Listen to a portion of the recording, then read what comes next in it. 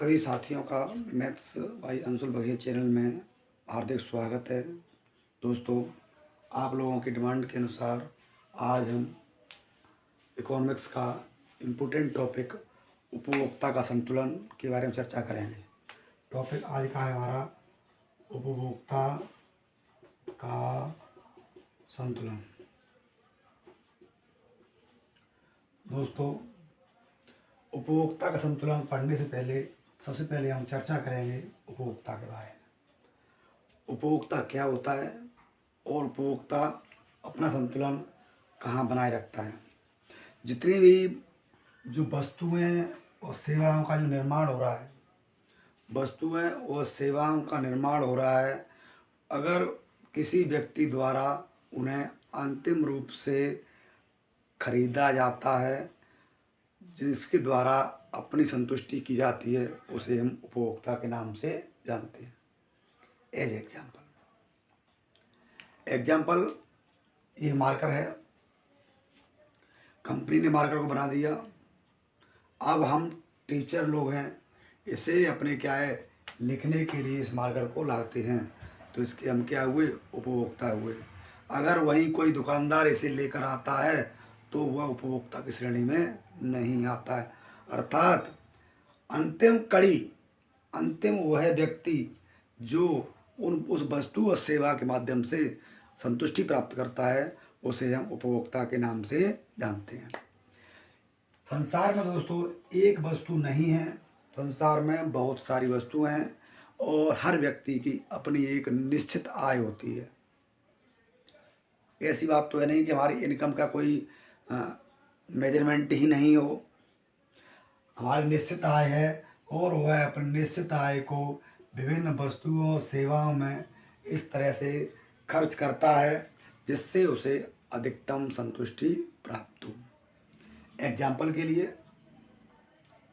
हम बाज़ार गए, बाज़ार जाने पर हम वहाँ चर्चा करते हैं कि मुझे बाज़ार से क्या क्या लेना है, मुझे कौन कौन सी वस्तु की आवश्यकता है। वस्तु चुन ली उसने, लेकिन सबसे पहले वो क्या देखेगा, अपनी पॉकेट को देखेगा कि मेरी पॉकेट में कितने रुपए हैं, मुझे 500 रुपये में कौन कौन सी घरेलू वस्तु लेकर अपने परिवार के लिए लेकर आनी है। एज एग्जाम्पल चीनी, तेल, गुड़, चाय और दाल, आटा। अब वह अपनी आय को इन विभिन्न वस्तुओं में इस प्रकार से विभाजित करेगा कि उसकी संतुष्टि अधिकतम हो। वह ऐसा भी नहीं करेगा कि 500 रुपये की क्या ले आएगा, वो चाय ले आएगा, लाएगा वो नहीं लाएगा। वह 500 रुपये की क्या लाएगा, चीनी लाएगा। अगर उसे इन सब चीज़ों की आवश्यकता है तो वह अपनी आय को इन सभी वस्तुओं में खर्च करेगा, जिससे उसे क्या मिलेगी, अधिकतम संतुष्टि प्राप्त हो गई। तो आप उपभोक्ता की संतुष्टि के बारे में सीख गए होंगे। और शास्त्रियों ने उपभोक्ता के व्यवहार को समझाने के लिए जो विश्लेषण लिए हैं उपभोक्ता के बारे में कि हम उपभोक्ता की संतुष्टि को कैसे नापते हैं, दो विश्लेषण लिए हैं। कौन से लिए हैं? दो। तो संतुष्टि के माप के लिए दो विश्लेषण लिए गए हैं जो किसे समझाते हैं, उपभोक्ता के व्यवहार को, कि उपभोक्ता वास्तव में चाहता क्या है, उपभोक्ता कौन सी वस्तु को अधिक खरीदता है, उपभोक्ता की संतुष्टि अधिकतम कहाँ मिलती है। तो दो विश्लेषण लिए हैं। कौन से हैं? नंबर 1 गणनावाचक,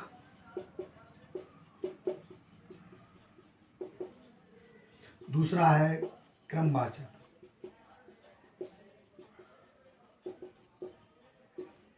दो विश्लेषण है, एक गणनावाचक, दूसरा है क्रमवाचक। इसे बोलते हैं कार्डिनल एनालिसिस, वैसे बोलते हैं दोस्तों ऑर्डिनल एनालिसिस।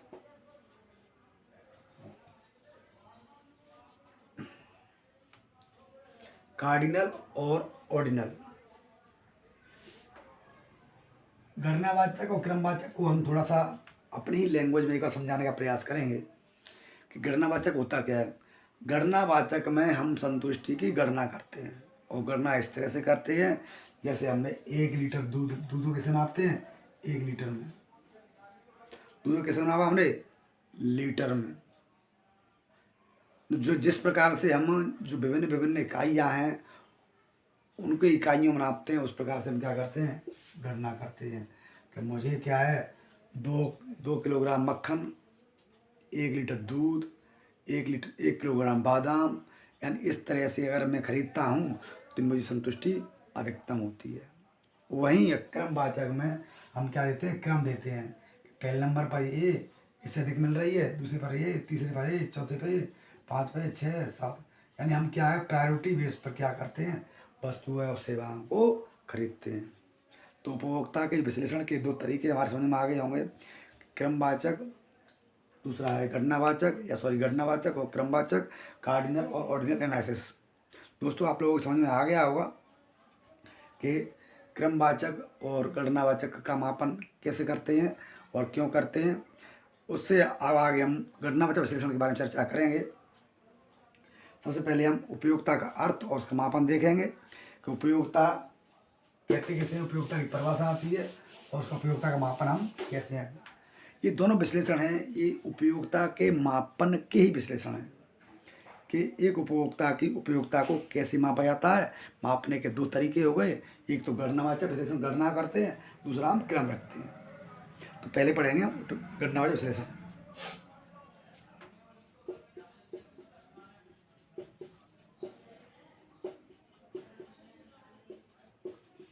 गणनावाचक में मैंने अभी आपको बताया कि गणना करते हैं कि उपयोगिता को हम क्या है, माप सकते हैं।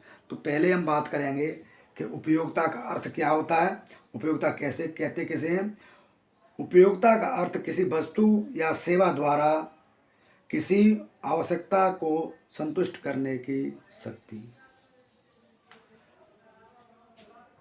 अगर हम बात करें दोस्तों, यहाँ हम थोड़ा सा आप दूसरे वे में ले जा रहे हैं कि एक शराबी के लिए शराब का बहुत अधिक महत्व है, क्योंकि उस शराब के अंदर उस शराबी की जो आवश्यकता है उसकी संतुष्टि शक्ति है। अगर किसी वस्तु या सेवा में आवश्यकता संतुष्टि की शक्ति नहीं है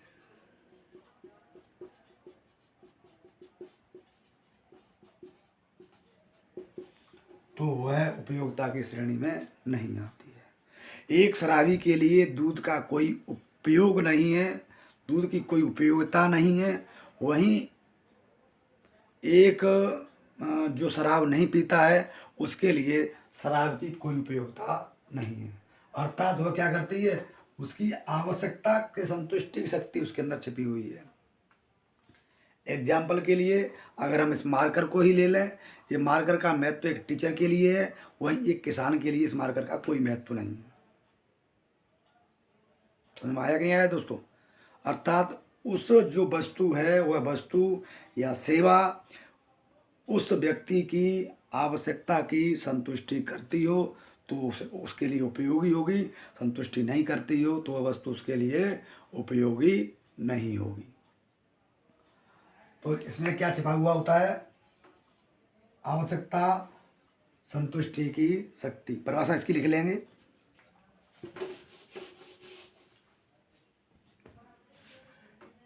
किसी वस्तु या सेवा द्वारा आवश्यकता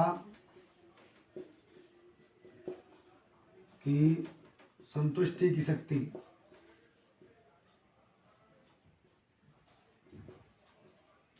उपयोगिता कहलाती है।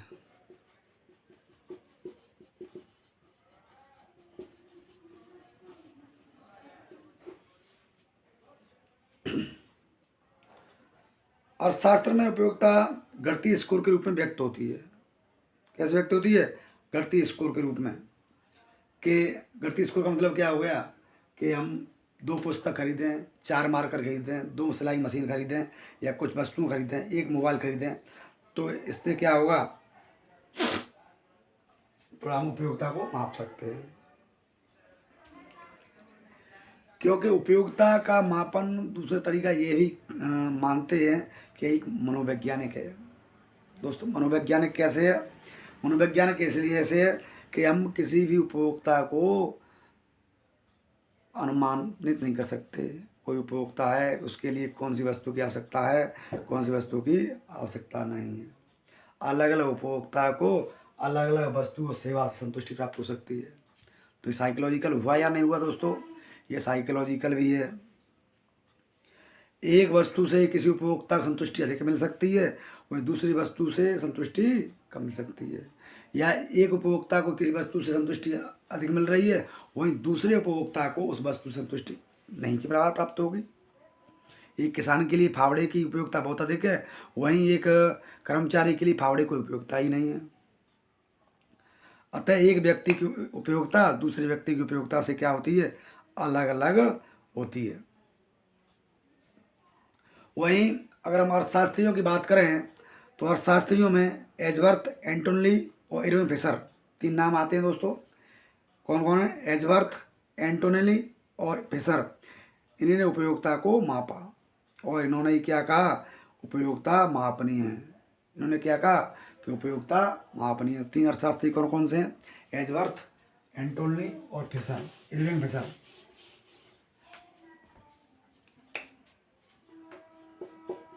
एजवर्थ, एंटोनली और फिशर, इन्होंने क्या कहा? उपयोगिता मापनीय है। अर्थात हमारे समझ में क्या आ गया कि जो भी गणनावाचक विश्लेषण है वो ये तीनों के क्या है? तीनों इनके समर्थक हैं। तीनों इसके समर्थक हैं। प्रतियोगी परीक्षा में क्वेश्चन आता है गणनावाचक विश्लेषण का समर्थन कौन करता है और कौन नहीं करता है। दोस्तों 3 नाम आपको ध्यान रखने, एजवर्थ, एंटोनली और फिशर। इन्होंने क्या कहा कि उपयोगिता एक फलन के रूप में होती है और विभिन्न विभिन्न वस्तुओं की उपयोगिता को उनकी मात्रा पर निर्भर करती है। उपयोगिता फलन को इन्होंने एक कहा भी कि उपयोगिता को मापा जा सकता है। उपयोगिता फलन से हम यूटिलिटी बोलते हैं। U बराबर function of x1, x2, x3, x4, xn। उपयोगिता को मापा जा सकता है। इन्होंने क्या कहा कि एक व्यक्ति की पसंद और नापसंद दूसरे व्यक्ति की पसंद और नापसंद से अलग होती है। वहीं विलियम स्टैनले जेवेंस आदि ने क्या कहा कि उपयोगिता का माप उसी तरह संभव है जैसे दूध को लीटर में, ऊंचाई को मीटर में, दूरी को किलोग्राम में, तापमान को सेंटीग्रेड में नापा जा सकता है।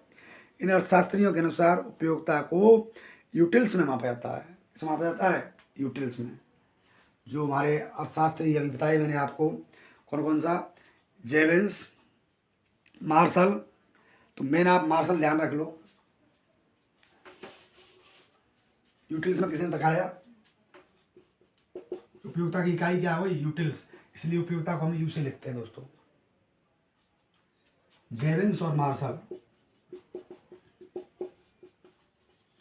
इन्होंने क्या कहा कि जिस प्रकार से दूध को लीटर में, ऊंचाई को मीटर में मापते हैं, उसी प्रकार उपयोगिता को हम यूटिल्स में माप सकते हैं। दोस्तों समझ में आप लोगों के में आ रहा होगा। बहुत इजी टॉपिक है, आप ज़्यादा दिमाग मत लगाना। अर्थशास्त्रियों के नाम तो इसलिए लिखा रहा हूँ मैं क्योंकि यह वीडियो प्रतियोगी परीक्षाओं के स्टूडेंट्स के लिए भी है और प्रतियोगी परीक्षा में अधिकांश इस तरह के थ्योरेटिकल क्वेश्चन आते हैं। उनमें इस तरह के क्वेश्चन आते हैं। जो फर्स्ट ग्रेड है उनमें इस तरह के संगणक है या जूनियर अकाउंटेंट है, उसमें इस तरह के क्वेश्चन आते हैं। अब उपयोगिता की मान्यता कौन कौन सी हैं? उपयोगिता है जो कौन कौन सी मान्यताओं पर आधारित है। अगर हमारी ये मान्यता काम करती हैं तभी हमारा उपयोगिता का नियम काम करता है, अन्यथा ये काम नहीं करेगा। पहली है दोस्तों, जैसा कि आप जानते हैं कि उपभोक्ता कैसा होता है? विवेकशील होता है। उपभोक्ता कैसा होता है? विवेकशील। उसके दिमाग होता है ऐसी बात नहीं कि उपभोक्ता दिमाग नहीं होता, वो अपने दिमाग से काम करता है। अपनी निश्चित आय को विभिन्न वस्तुओं सेवा में इस प्रकार खर्च करेगा कि संतुष्टि से कहाँ अधिक मिलेगी और कहाँ कम मिलेगी। पहले उस वस्तु को खरीदेगा, संतुष्टि उसे अधिक मिलती है, और अंत में उस वस्तु खरीदेगा जिसमें संतुष्टि उसे क्या मिलती है, बहुत ही कम मिलती है। तो पहली परिभाषा, पहला अंतर है इसकी कि उपभोक्ता क्या है, विवेकशील है।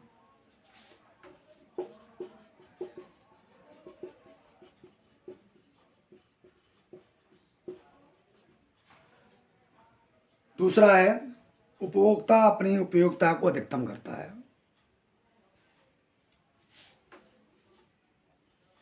अधिकतम उपयोगिता,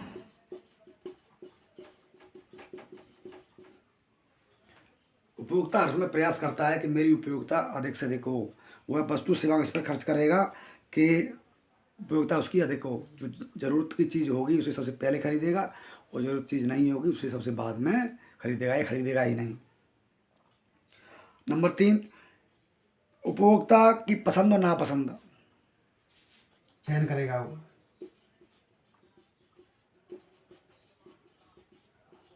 ये भी इनकी मान्यताएं हैं, पसंद और नापसंद, कि उसे कौन सी पसंद है, कौन सी पसंद नहीं है। अर्थात उपभोक्ता जानता है कि मुझे कौन सी वस्तु पसंद है और कौन सी वस्तु पसंद नहीं है। और अगला है, उपयोगिता को मुद्रा मापा जा सकता है।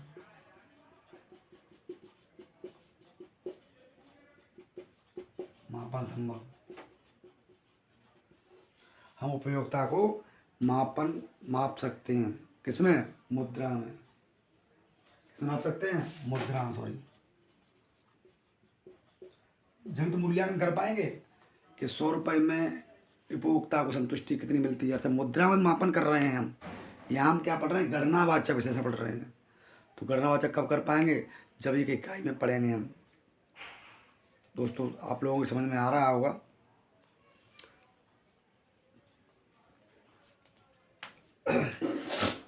अब अगला है उपयोगिता और संतुष्टि। उपयोगिता संतुष्टि में क्या अंतर है।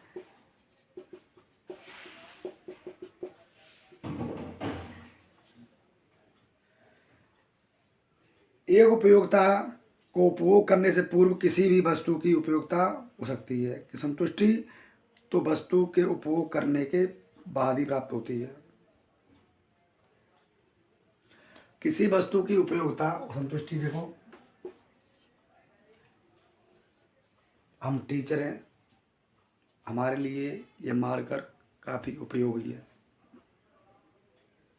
उपयोगिता हुई, लेकिन इस मार्कर का उपयोग करने के बाद ही संतुष्टि प्राप्त होगी, पहले मिल जाएगी, बताओ। अगर आप लोगों को भूख लगी है तो खाना आपके लिए क्या है, उपयोगी है, लेकिन संतुष्टि आपको कब मिलेगी, खाना खाने के बाद ही मिलेगी। खाना अच्छा था, बुरा था, खाने से आपका पेट भरा, नहीं भरा, तो ये हमारे क्या है, बाद में। तो उपयोग से पूर्व, वैसे हम कहते हैं उपयोग के बाद। एक कीवर्ड से हो गया, ये उपभोग के बाद हो गया दोस्तों। उपयोगिता वस्तु की उपभोग से पूर्व होती है और संतुष्टि उपभोग के बाद होती है। दोस्तों, वीडियो लंबा तो नहीं कहीं हो गया कहीं।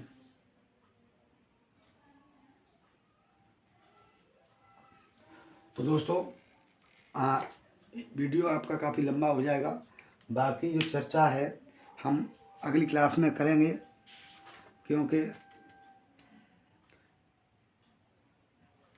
एक चीज़ और देख लो दोस्तों, हम उपयोगिता को क्या कर सकते हैं, माप सकते हैं। इसका मापन संभव है, संतुष्टि का मापन संभव नहीं है। इसका मापन संभव नहीं संतुष्टि का। उपयोगिता को माप सकते हैं, संतुष्टि को हम माप नहीं सकते। माप सकते हैं कि मेरा पेट भर गया, संतुष्टि मुझे कितनी मिली, कितनी नहीं मिली, माप सकते हैं, नहीं माप सकते।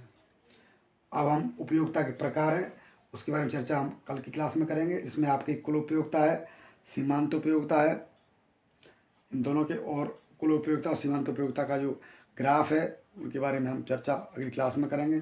दोस्तों आज का जो क्लास था वो आपको उपयोगिता का जो फीडबैक था, बैकग्राउंड था उपयोगिता का उसके बारे में चर्चा की। कल हम ये क्लास कंटिन्यू करेंगे और ये उपयोगिता के प्रकार और सीमांत उपयोगिता ह्रास नियम और इस नियम की मान्यताएं जो भी है वो हम अगली क्लास में चर्चा करेंगे। दोस्तों वीडियो को आप देखते रहें, लाइक और सब्सक्राइब जरूर करें। Thank you.